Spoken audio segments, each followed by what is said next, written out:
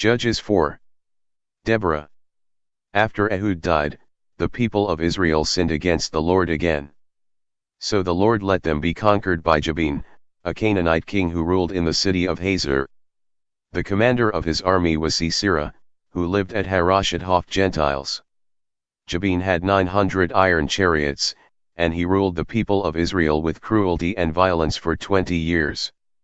Then the people of Israel cried out to the Lord for help.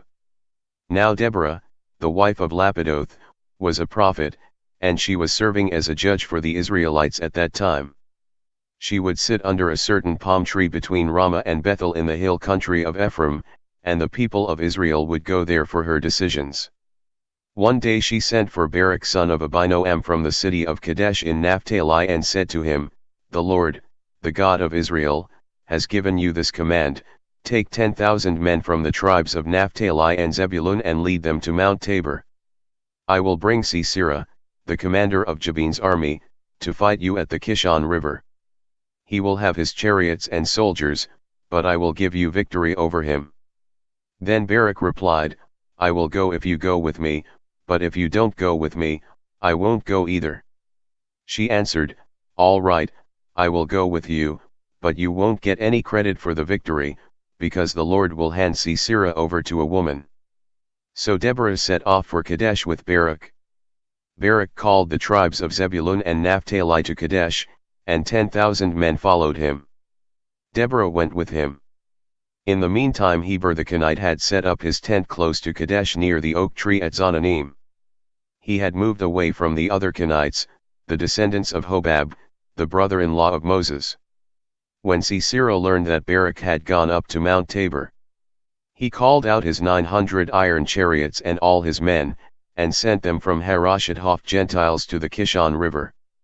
Then Deborah said to Barak, "Go. The Lord is leading you. Today he has given you victory over Sisera." So Barak went down from Mount Tabor with his 10,000 men.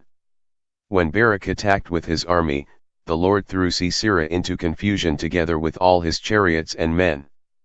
Sisera got down from his chariot and fled on foot. Barak pursued the chariots and the army to Harosheth-of-the-Gentiles, and Sisera's whole army was killed.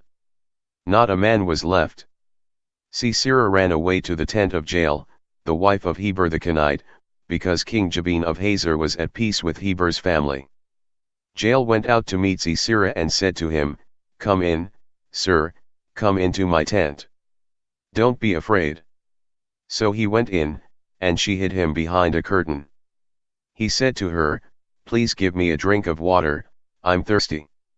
She opened a leather bag of milk, gave him a drink, and hid him again.